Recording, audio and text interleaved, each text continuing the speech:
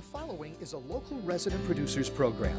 The program content is the sole responsibility of the producer and does not necessarily reflect the views or policies of CATV2, Oshkosh Community Access Television, the City of Oshkosh, the Oshkosh Cable Television Advisory Commission, or Time Warner Cable.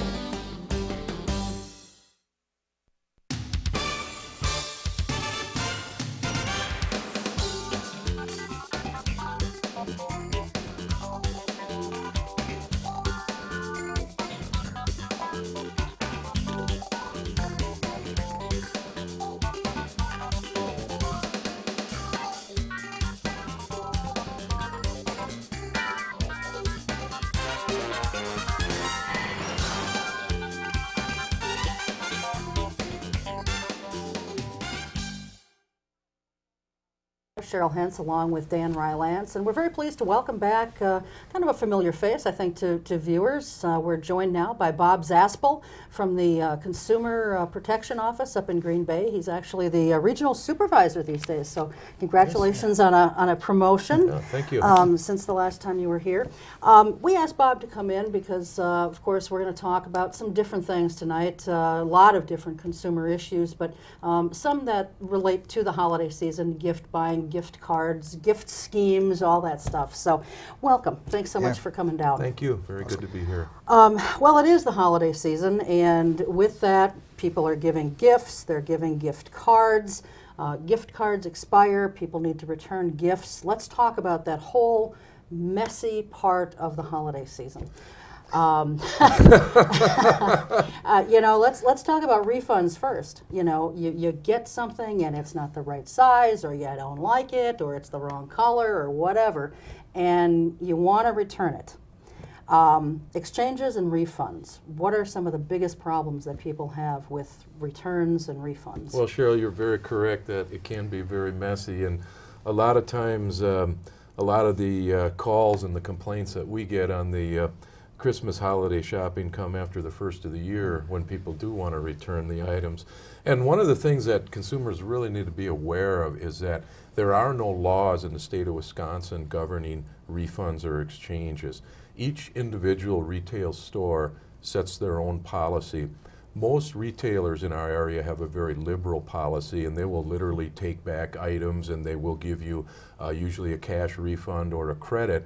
But consumers need to remember that the store is doing this to promote goodwill and to keep customers happy, but there isn't a law saying they have to do it.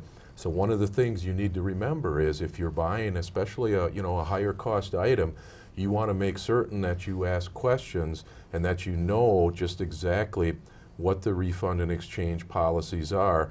Make sure that you know whether you need your sales slip or not. There could be a time frame involved, and make sure you understand all the terms and conditions. Many retailers post those near the cash register in their stores, but there's no law saying they have to. So you need to really know up front before you buy, because there can be situations where once you walk out of that store with the product, you are not able to return it. Sure, and there's different time frames too. I mean, a store may have a 30-day return policy on one type of item, and electronics it may be 15 days or whatever. So people should ask questions about that too. Well, absolutely, and if you're buying like a closeout item, for example, a lot of times there may be a sign there that says all sales final, and you need to know that up front, that if you buy something on closeout that's usually marked well down, chances are there are no ways to return it. Now, just one other real quick question about policies, and you said there's no law that governs this type of thing in the state of Wisconsin. If they, I'll see a lot of different receipts that actually have a return or a refund or exchange policy on the bottom of the receipt. With that being printed there, does that then legally bind them if it would come down to a consumer squabble, if you will? Absolutely. I mean, if that is posted on the receipt, that is a representation that they're making as to what their refund and exchange policies are, and they would have to abide by it.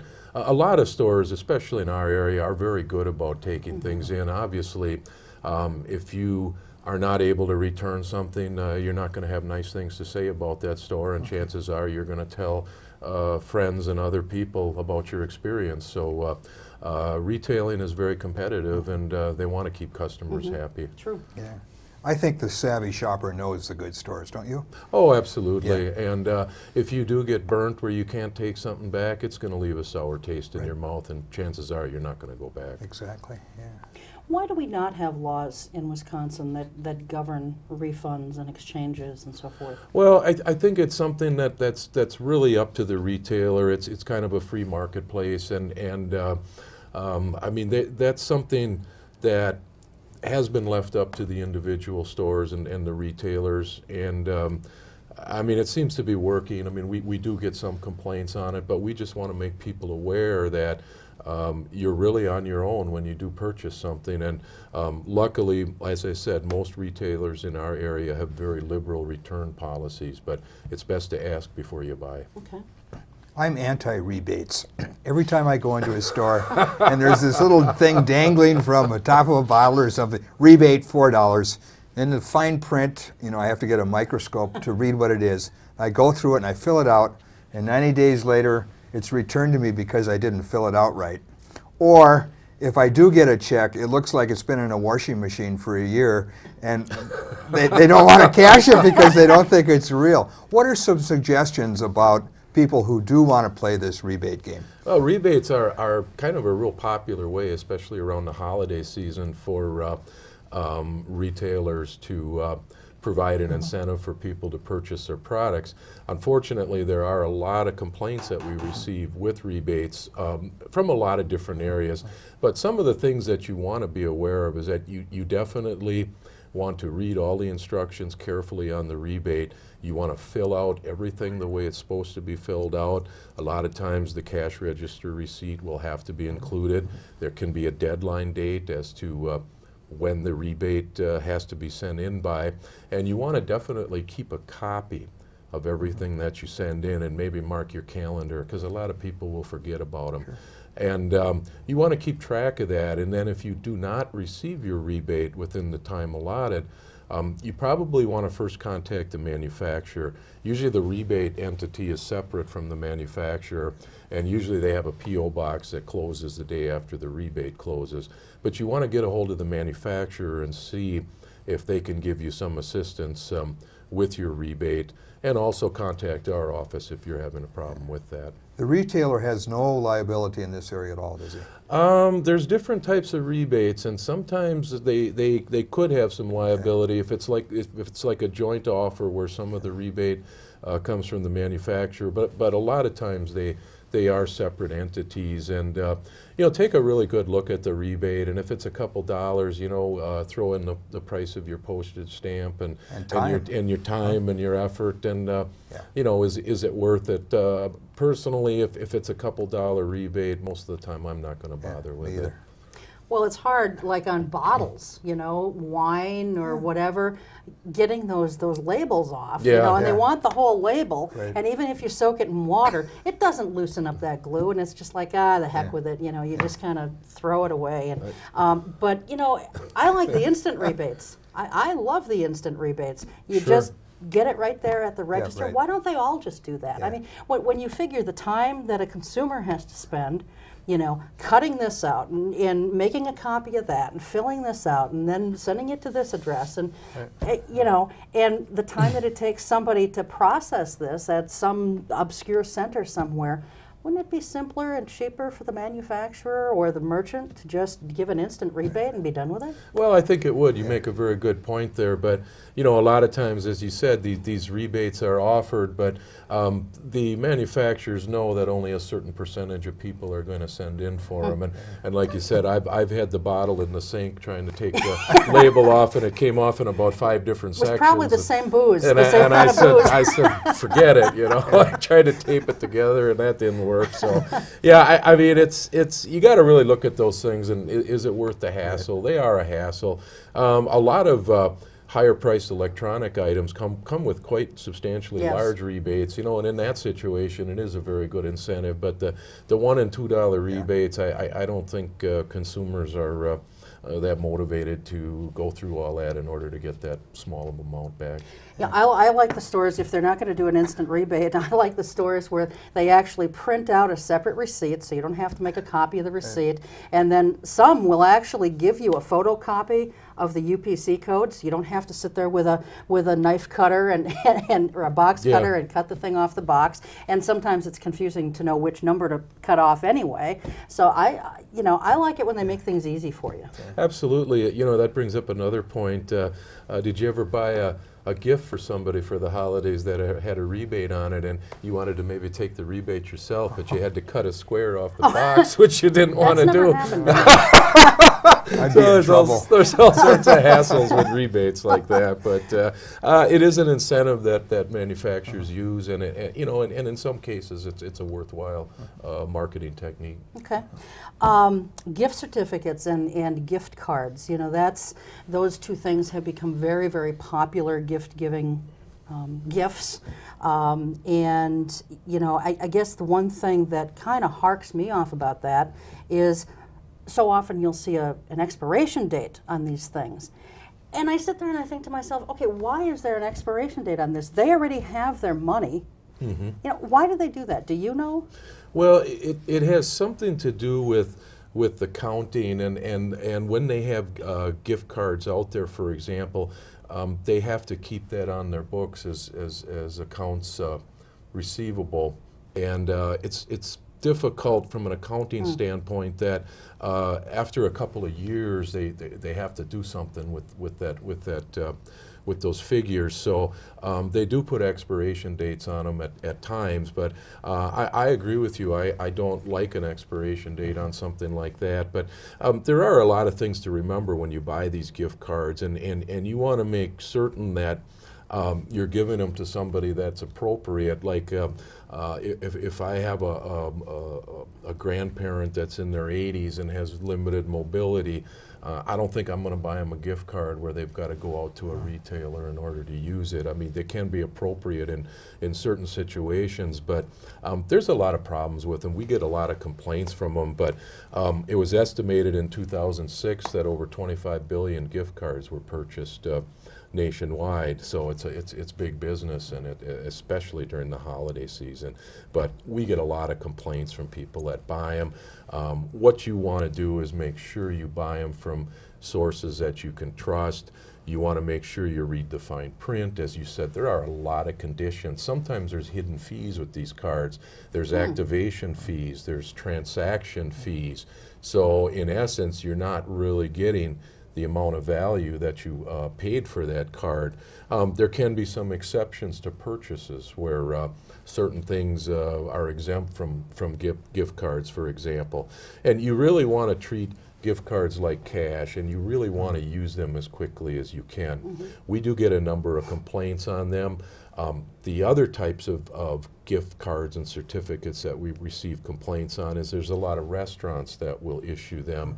And we've had restaurants that have closed their doors and people have these gift cards. We're attempting to propose some new legislation which will have some additional protections for people. But at this point, if you buy a gift card and the restaurant closes its doors, if another owner would take over the restaurant, you may be able to negotiate something and use it with a new owner. But if somebody goes out of business, there's a good chance you could be out of luck with that gift card. Wow. So we tell people to use them, as quickly as possible. Don't let something sit in the drawer for 6 months because you may not be able to use it. You mentioned something on the gift cards, Bob, about activation fees or certain things being exempt.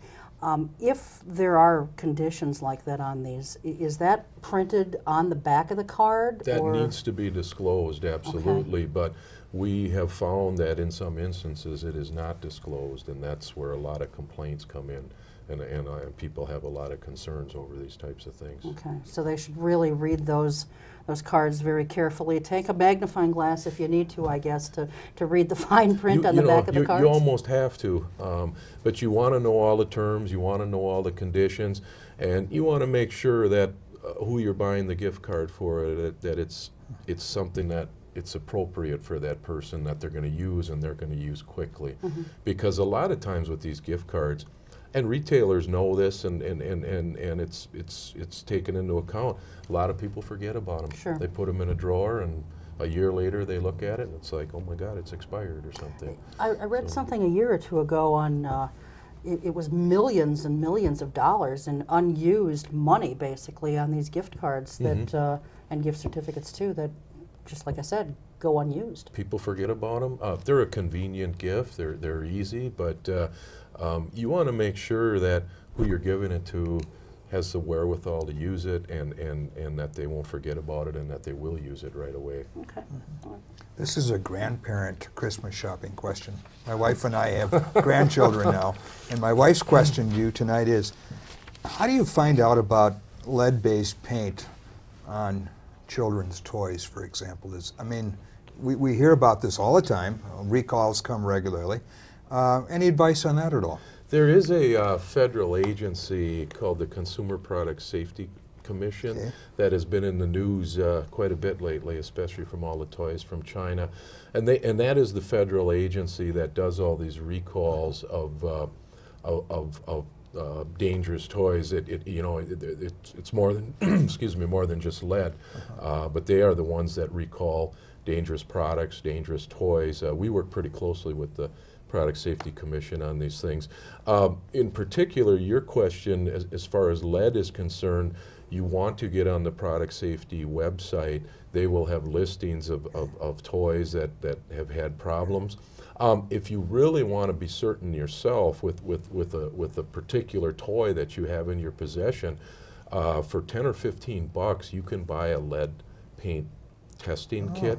And it's actually, it comes, there's something that you swab on it, and you put it on a slide, and it'll turn a certain color, and that will determine whether there is lead in the I could have a lot of fun at Toys R Us with one of those things. Huh? They'd probably throw me out of the store. But where I really got involved in that was dealing with tenant complaints, and we'll touch on that a little more later, but tenants renting old units that had lead paint on the walls, and that was particularly dangerous with small children. So I have done a little bit of that testing in the past, and that's why I'm familiar with those kits, and you can get them at hardware stores or anything. It's not a bad idea, especially if you have some concerns, because lead paint and small children is not a good mix. Bob, you had mentioned a website to get on and check to see if a product is on this list for recalls or what have you.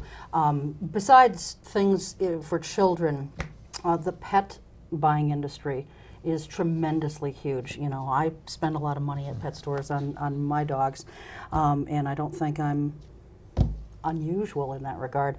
It's big business. That website, does that list things that are unsafe for pets also, or is there a place that you could go for that? You can check on that Consumer Product Safety website, but I believe, and for the most part, that deals primarily with consumer products. But if you have concerns about products for your dogs or cats or any animals, you can probably contact your local health department who does inspections of stores like that. It could be the state health department as well, or it could be a situation where if it's a food product, for example, actually for pets, the Department of Agriculture may get involved in something like that. But I would start with my local health department, especially if you have some concerns about something. But in general, from what I understand, that there isn't the level of regulation dealing with pet products, obviously, that there is with consumer products. Well, with some of the toys coming in from China that have been recalled, I just saw something on a listserv that I'm on just a couple days ago about, pet products coming from China also, that some have been recalled.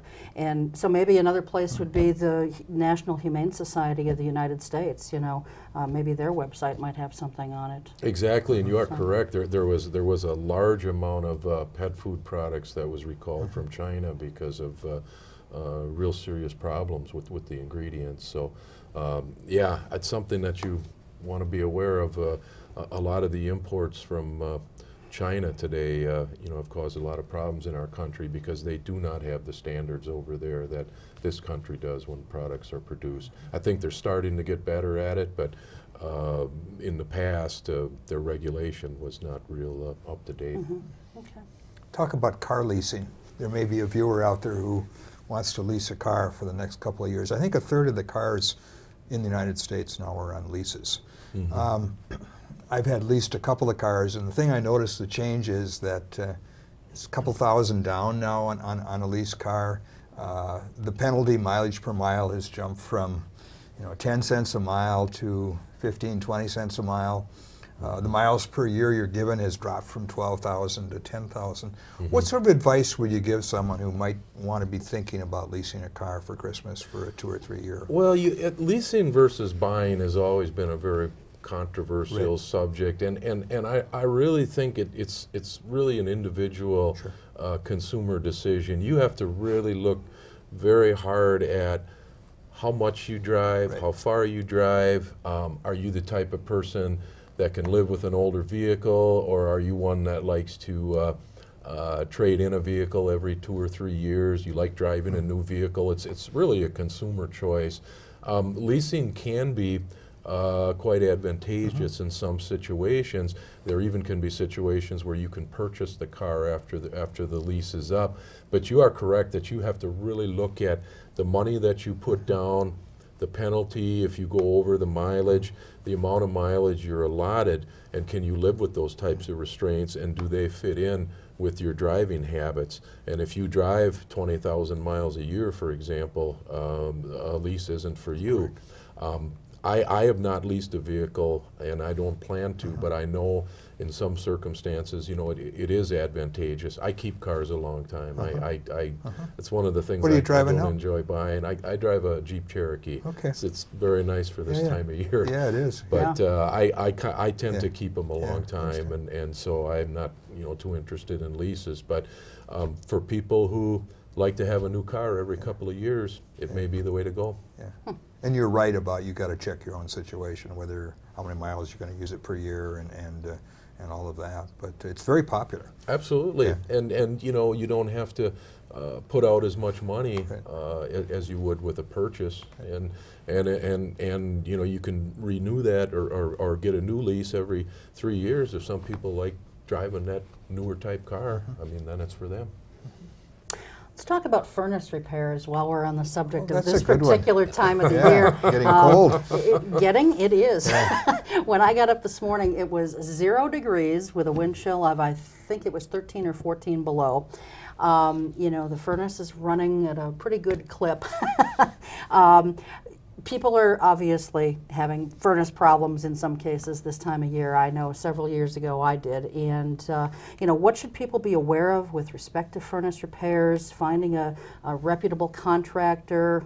And give us some advice there. Furnace repairs have a lot of issues and a lot of problems. And I think, first of all, I'd just like to mention that furnaces from the 50s, the 60s, and the 70s, for example, a lot of times they lasted longer because they didn't rust out, they weren't as efficient, they ran a lot hotter, so you didn't have the condensation.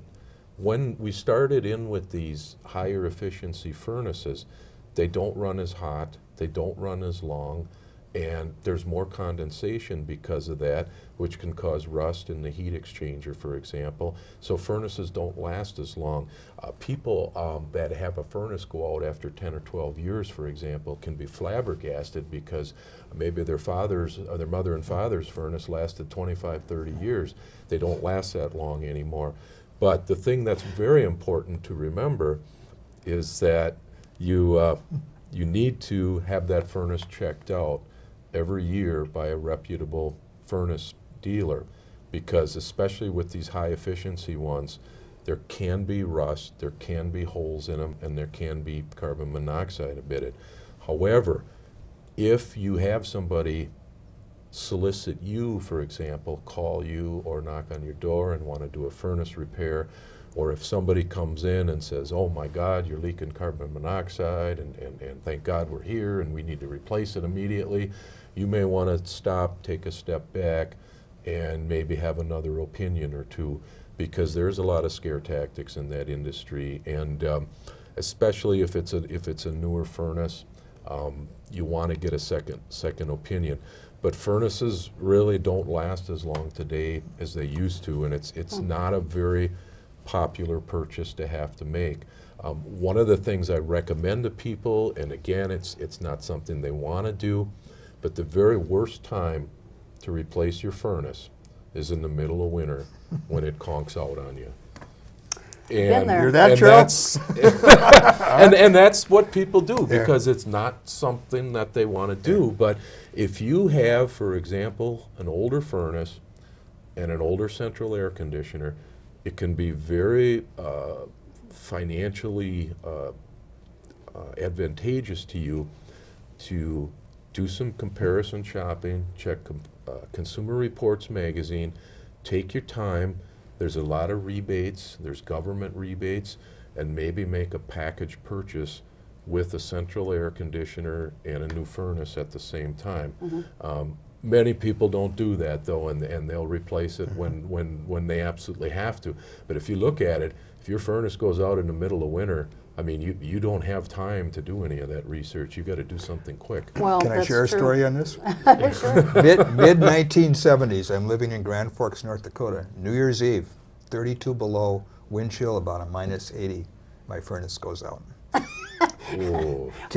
We're meant to be co-hosts, because my furnace went out a week before Christmas, Really? Probably about 7 years ago. Yeah. So I take the kids, I wrap them up, take them over to Grandma's house, and it took me 48 hours to get someone New Year's Eve, New Year's Day, the next day.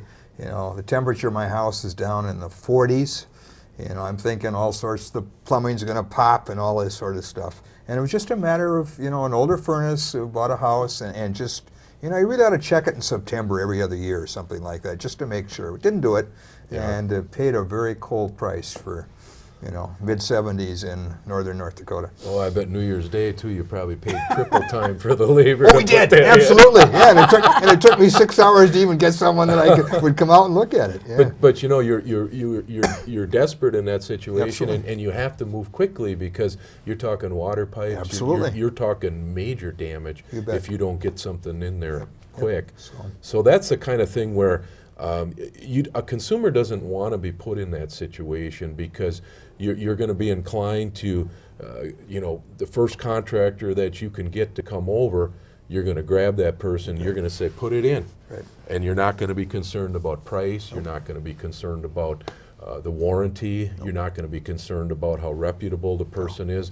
You just want it fixed now. I want heat. Yeah, and that is a situation that a consumer wants to try to avoid, not only with a heating purchase, but you never want to purchase out of desperation if you can help it, because you're not going to get the best deal. There's no rebates. No rebates, and nobody will give you a gift card either for that. Although there might be a credit on your income tax return if it's an Energy Star product or something like that, possibly. But I think we're pretty fortunate in the Oshkosh area to have reputable contractors. I know when mine went out a week before Christmas, someone was there at 6:30 in the morning, and I think by probably 4 that afternoon, 3-4 that afternoon, the new furnace was in. We were good to go.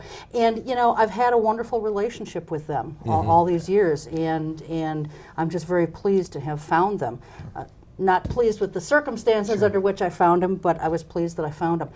But if someone is in doubt about who to contact, is there a way to find out who is a reputable contractor and who maybe has had some problems? Oh, absolutely. There's a number of different things you can do, and you really want to do your homework. Unfortunately, in your situation, there was no time. You were happy to get the first one you could find to come in, and hopefully it was reputable. I'd have taken a guy that couldn't speak English. Yeah, as long as you got it. I mean, people are desperate. That heat is a major concern in this part of the country. But you definitely want to contact our office. We can advise people as to whether or not there have been complaints filed against a given contractor. You can contact your local building inspection office. They will have some information on that. Your county may have a home builders association, for example, and you could contact those. Talk to friends, talk to neighbors, talk to anybody that's had work done recently, and also, if you do get several bids, I mean, you want to get 2 or 3 estimates, and you want to ask these contractors for the names of the last 4 or 5 jobs that they've done. Call these people up. People are willing to share that with you. Say, hey, I understand you had so-and-so company over and put a new furnace in. Were you happy with it? You know, is everything okay? And, you know, people will usually talk to you about that. So you want to really take your time and do your homework, and that's why you don't want to get in a situation of desperation where you got to do something now, because then you don't have time to do your homework and to look at any of those things. Our office has a very nice brochure. We have about 300 fact sheets on everything from A to Z that a consumer would need to know, and we do have a very nice brochure on how to select a contractor for any type of home improvement, and those principles really apply to all of them. So it's something that we're happy to send out to consumers, and we encourage people to contact us and ask questions before. We like giving advice to people and steering them in the right direction versus having them call after there's been a disaster and try to pick up the pieces, because we can't always solve everything for them. Well, and we do have your contact information that I think we've been putting up throughout the show, and if it hasn't been put up yet, I know that they will. So you're suggesting then sometime in the fall, before this kind of cold weather sets in, although it came early this year, it really did, but sometime maybe September, October, have the furnaces checked each year, and that way, if something does need to be replaced or there's a major repair, there is time to get a second opinion. Yeah, it's not 20 below. I mean, you can you know, maybe delay it for a day or 2 so you can check out some of those things. It's in your situation. I mean, that's one of the most horrifying things a consumer can Tell go me about through. it, yeah. My wife didn't speak to me for over a day. Why did she blame you? I said, I should check the furnace. You know, the other thing is, you know, when people run, now people have air conditioner connected to their furnace and they run the fan. We buy 12 filters, and every month, both in the summer and the winter, we go down and we pull out that filter. And I've heard a couple of furnace people saying, you know, a clean air filter in that furnace, you know, is a really good safeguard against, you know, little problems or any shutouts. And so we just buy some cheap ones every month. We go down, and whether it's in the summertime running the air conditioner with a fan or in the wintertime, it's amazing how quick those filters get dirty. Oh, and you're absolutely right. I mean, it's good for the operation of the furnace itself, and it'll also save you money because it'll run more efficient, and those filters are very low cost, like you say. Yeah. So it's a very, very good thing to do. Okay. Still on the subject of winter and holidays and shopping and so forth, I'm one of these people who I do a lot of shopping online. And this is the time of year when people maybe have to worry a little bit more about identity theft, not that we don't have to any other time, but I had a situation a few weeks ago where I made a purchase, and the thing is, I had purchased something from this merchant before, but they actually sent me an email and left me a voicemail saying, call us to confirm your order, and when I called him back, I said, you know, I've ordered from you folks before, what's this all about? And he said, well, we're just double checking as a courtesy to our customers because this is the time of year when people are having a lot of credit cards stolen and so forth, you know, in the flurry of Christmas shopping and so forth. And he said, we're just double checking on orders to make sure that you, in fact, ordered it. And I thought, you know, that's a really nice thing for any merchant to do, but it restored my confidence in online shopping. Not that it's ever been kind of dashed, but you know, so many people are afraid of online shopping, and maybe we can touch on that a little bit. But I mean, do you see an increase in credit card fraud and identity theft this time of year? Oh, absolutely. It's interesting what you said too, because, and I believe that was a legitimate situation, but we have encountered situations where another entity will call up and ask you about your purchase, and it's not the store, and they'll maybe ask to go over some financial information for you. There's all sorts of telemarketing scams that go on like that. There's phishing, where you'll get an email on your computer saying we're your bank and there's a problem, and you know, go to this website and give us your social security number and your credit card information so your account won't be harmed. And these are actually the people that are intending to harm your account. But yeah, we have a great increase in identity theft during the holidays. Obviously, there's a lot more transactions going on. There's more credit card transactions going on. Identity theft really happens in two different ways. It can happen when somebody steals your existing credit account or bank account information and is able to drain money out of those accounts, or it can happen where they get your personal information, a social security number and other information needed, and actually take out phony accounts under your name. Both are very damaging. They cost consumers billions and billions of dollars every year. They're an absolute nightmare to correct. It can haunt you for years. But there are a number of things that you can do.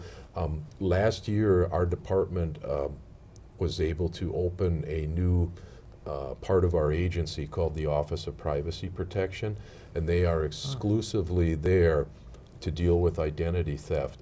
And they can be contacted through our toll-free number if people have any problems. They work exclusively with local law enforcement, with state officials, and with the FBI and the Secret Service in order to combat identity theft. One of the things you can do, though, if you are or you suspect you are a victim of identity theft, is last year there was new legislation passed where you can put a fraud alert or a freeze on your credit, and you do that by contacting one of the 3 major credit reporting agencies. The fraud alert only lasts 90 days, and it's not quite as safe as the freeze. If you think your credit has been compromised, you can contact one of them and request that a freeze be put on your credit. And that can cost you up to $10 to do, but it may be very well worth it, because once you put that freeze on your credit, nobody can take out any type of account in your name. The one drawback you have to remember about that is if you see a nice car that you want to buy next week and you need to finance it, you yourself can't take out any credit. But I think it's a really good thing, especially for elderly who maybe don't buy things on credit anymore. Just put that freeze on and leave it there, because it's a very, very good safeguard and can save you from just unbelievable disasters. There's people that have had medical procedures done with another person's identity. I mean, it's incredible. And there are devices today that people can use. They're called skimmers, and it looks like you're running it right. You're running a credit card right through a machine, and which you are, and it will instantly record all your credit information. I'm personally very leery of using credit cards or buying online. I just maybe from my profession, but I get very nervous, especially in a restaurant or in a store when you make a purchase with a credit card, and especially in a restaurant where they may take the credit card out of your site when you pay for the meal, and maybe they're gone a couple minutes. They have to go into the bar area to run it through. You have no idea what's going on. I'm not saying that you know, everybody is dishonest, but there's a lot of ways that that information can be stolen. People can be looking over your shoulder at ATM machines. It's frightening today, and it's a growing problem.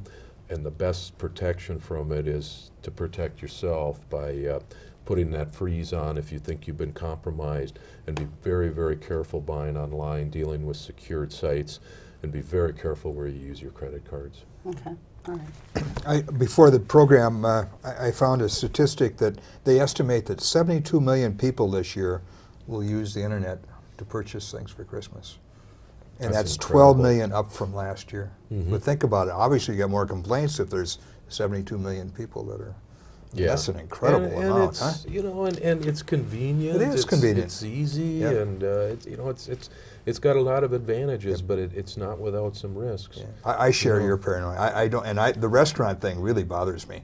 You know, I would like to take my credit card with the bill that they put in. Instead, you put your little credit card on the top of the little black thing, and then they take it up. I really would like to walk that up and say, you know, I will take care of that. Oh no, we'll take care of that. And I'm thinking, well, I don't want you to take care of that. Well, you and know? it made me nervous a few times because they were gone for a few minutes. That's right. Yeah, you know, and you don't know what's going on back there. Yeah. And Five guys in the bar got my credit card number. I mean, you know. they're out having a party That's on right. you within a couple of hours. Yeah. You know? Well, there have been. I've read cases Yeah. of where, you know, it's someone who writes down your credit card number and the expiration date, and the next thing you know, they're buying something online using your information. Yeah, So it's just incredible. There's another device that's being used for identity theft that it was demonstrated to me a while back, and I was amazed at it. It's called a spoofer, and what it does is it can fool somebody's caller ID, and it can also change somebody's voice from male to female or vice versa. And this is how I've seen this demonstrated, that you can program any phone number into this device that you want that will make that number and identification come up on somebody's caller ID. So you can contact, let's say, an elderly person. You ring their phone, they have caller ID, it can come up as the Social Security Administration. And when it was demonstrated to me, it was one of the investigators in our Madison office, and he started talking, and his voice came out female, and he said, "Hi, this is Mabel, and I'm with the Social Security Administrative Office, and we have some problems with your account, you know, and we need to verify that information to make sure you get paid." Now, what scares me the most on that is usually you believe your caller ID. well, sure. And with this device, which is fairly new, it can fool your caller ID, and they can put any number and name in there, and it'll make that flash up on your caller ID. And it's called a spoofer. Yes. And what was that other machine called? That's called a skimmer. Skimmer. We have Skimmer. all these Skimmer. sophisticated names We've in got our a bunch of business. S's. But I thought that other device Yeah. was just incredible. And, Well, that is. because I mean, I always thought your caller ID was 100% believable. If you can't even believe that today, it's frightening. So what would you recommend then if someone gets a call like this where it shows something like that, it shows your bank or it shows Social Security or whatever on your caller ID, and the tendency, I think, even for myself, would be to believe that. I believe it, but Do you recommend just saying, I'll have to call you back, get their name, and then and get a phone number and maybe compare that with the local number that you have for these agencies? well, or see, what would the you one recommend? thing, and this is what, you know, banks and the Social Security Administration say over and over again, they will never call you to ask for information like that. If you want to deal with your bank, you need to make the call yourself to them, or you have to go down there in person. They're not going to call to solicit you for information like that. So if you get a call like that, you know for certain that it's a scam and it's a hoax. They will not call and ask for that information from you. Okay. But they may call to, you know, say something else. Yeah, you know, your account's overdrawn. That actually, I think, Especially comes around by the mail. holidays, you know. So, You know, motor vehicle repairs, it's never a good time to have your car break down, but especially this time of year when it's very cold out. And, you know, I've got to believe that auto mechanic issues are one of the things that you guys deal with on a fairly regular basis. we do, and it's kind of like your furnace breaking down. There's never a good time for it, especially in the winter. But one of the things that I like to stress to people is we do have a law protecting people, as we have laws in all the subject matters that we've been talking about. But there is a motor vehicle repair law, and it basically says that you're entitled to an estimate prior to repairs being commenced. And I think you probably remember, if you go into a repair shop, you get a choice of signing 1, 2, or 3 estimate alternatives. And you want to ask for a written estimate. What that does is that authorizes the repair shop to repair your vehicle up to that cost. If through the course of their diagnosis and their work, they find out that there's something else wrong and it's going to cost an additional amount of money, they need to contact you. They need to explain to you what the additional repairs are. They need to explain what the additional cost is, and they have to get your authorization before they proceed. And that's something very important for consumers to remember. The old days where they said it cost $200 and come in Thursday and all of a sudden the bill's $900, they can't do that because of the advent of this rule. And if they do, it's called unauthorized repairs, and you're not responsible for paying for those, and that's something that we do get involved with. You want to definitely deal with a reputable shop. It's the advice for the furnace repair is kind of the same, and there's a lot of good, honest repair shops around here, and if you're comfortable with somebody, stick with that same person. If someone does have complaints against them, I can't imagine a mechanic that doesn't have a complaint lodged against them at some point. Oh, I think that's just probably the nature of the beast. But is there a place where someone can go to see how many complaints a garage or shop may have against them? Again, and that can be done through our agency, and we have a toll-free number, which is 1-800-422-7128. And that number can be contacted. We can give you advice. We can send you a complaint form if you have a problem. We can tell you how many complaints have been filed against a particular business, and you can make your own better educated decision from there. We do encourage people to call us, and call us before you make a big transaction, not after. Yeah.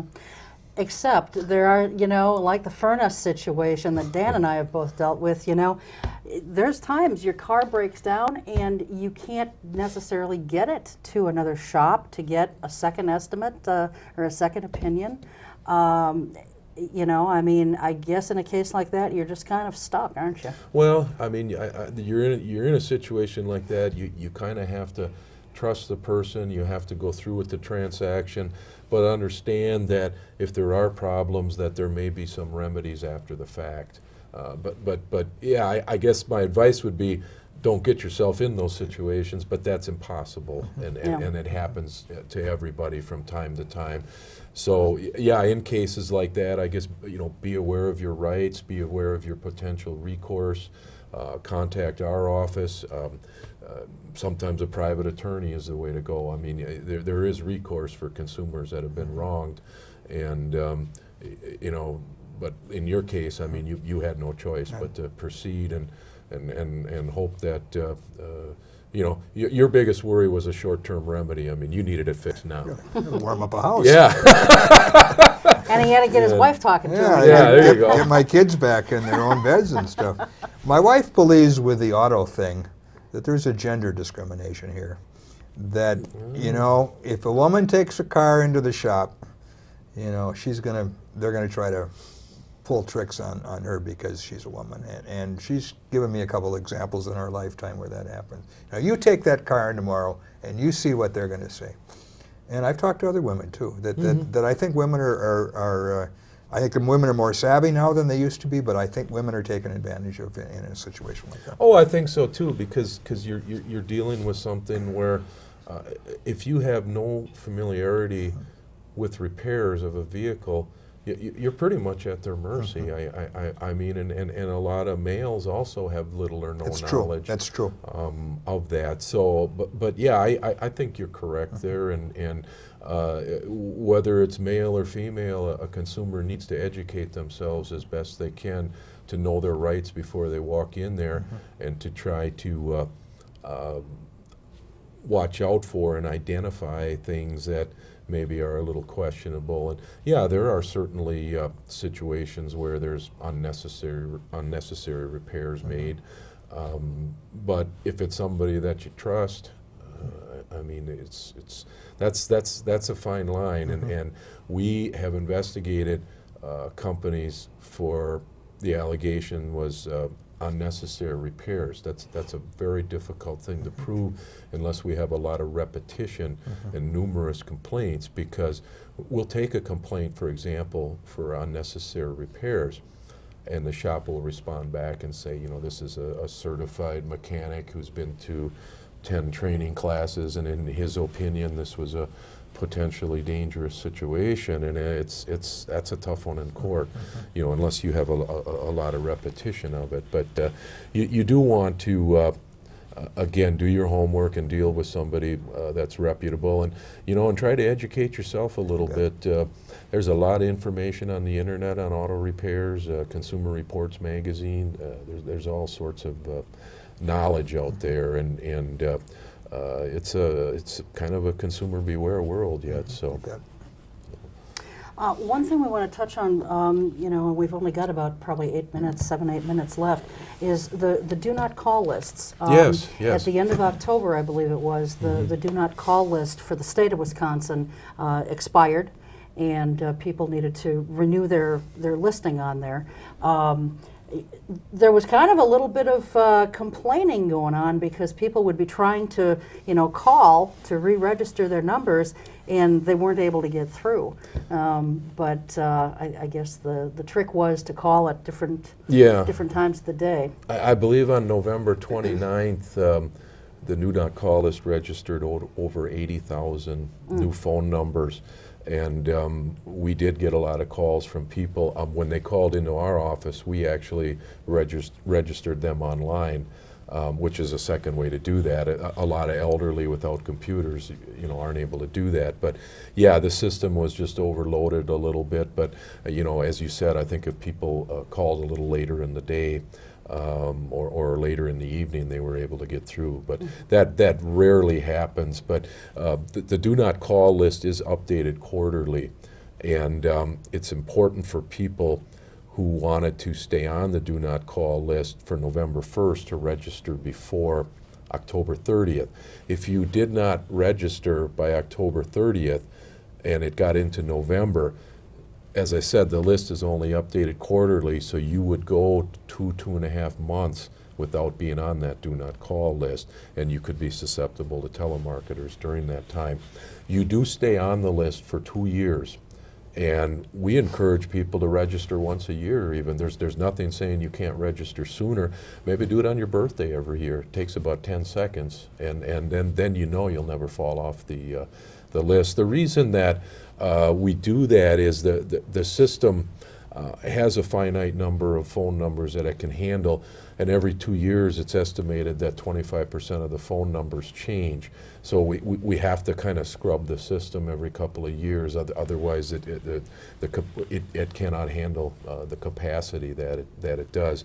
I will tell you also that there is current legislation to include cell phones and even fax machines to ban unsolicited faxes, which is a real nasty problem today, into the do not call program as well. So we're working to try to improve that. I think it's been one of the most popular programs that our office has ever offered to people, and everybody just loves it, and nobody enjoys getting those calls. I have a couple of questions on that. Sure. I'm getting an increasing number of unknown caller on my I haven't received those up till this last year, and I assume that's the way to circumvent it, because I can't report a number? Well, you can still report the number to us. You won't know the entity. Okay. But yeah, that's a lot of people I'm getting trying a lot to of those. circumvent that. Yeah. And we've actually been taking a hard look at those. We do take complaints from people that just give the phone number, and we search for them and try to find them. We've got a number of different things we can do. Sometimes we can't find them. I mean, these people don't want to be found. But a lot of times it'll end up to be some kind of solicitation. Okay. Now, the other one I get is they say we're nonprofit and we can solicit over the phone. Is that true or false? It's true if they actually are a nonprofit. Okay. And also charitable solicitors can do so. And again, there's a lot of them that aren't actual charitable solicitors who are making calls. They may come out and say they're doing some kind of survey. Well, in the end, it's a sales pitch. Sure. That's illegal. But actual charities and nonprofits and also politicians at times of elections can call you. I know that's not always the most popular, but I'm a little worried with what he said earlier, that Rudy is going to call me imitating Hillary, and Hillary's going to call me imitating Rudy. Using spoofers, right? Yeah, That's possible. I'm going to listen. And I wonder what'll come up on your caller ID. That'd be interesting. Well, you know, you said something interesting about you know, renewing every year on the Sure. caller ID list, and that's probably not a bad That is. thing, because it gets confusing to me because the state is every 2 years, and the national do not call list is every 3 years that you have to renew. And it's always, you know, kind of a juggling act in my mind as to what I have to renew when. So that's because I know that you can probably just renew every year. Oh, you can. With the federal one, you know, too. yeah, and if you do it once a year, you're never going to fall off either list, and you don't have to worry about it. And it's such a minimal amount of time needed to do it. We should do it when we get our furnace checked in September. There you go. We're going to have two things on our calendar. Check the furnace in September and renew our no-call That's thing. right. Huh? And then we'll worry about the car later. There you go. All right. Just very quickly, Bob, are there any other kinds of scams that go on during the holiday season that people need to be aware of? Well, there's again, there's an increase in the identity theft. There's sweepstakes, phony contests. Fake checks have been a really bad problem, where you get something in the mail saying you won a lottery or you won a contest, but you have to pay $5,000 to claim your prize. But they're such nice people, they're giving you the check for $5,000. Now you have to send it in your own name. So they tell you to go to your bank, cash the check, and then write a personal check for $5,000, and then you'll get your $500,000 or whatever. So banks have been working very closely to prevent this. There was a lot of problems with it earlier. These checks would get cashed. They would be written on phony accounts, but the banks were, the entities were real. They'd be on the east or west coast, so it would take a maximum amount of time for a check to come back not good. In the meantime, the consumer has sent a personal check to some con artist in Canada. Then the banks come back and say, this check's no good. Well, guess what? The consumer owes the bank the money. So that's another area that's on the increase, and it's, you won a lottery. If you want to sell a car over eBay, somebody will send you a phony check. I think one of the worst stories I ever heard was a person wanted to sell a car on eBay.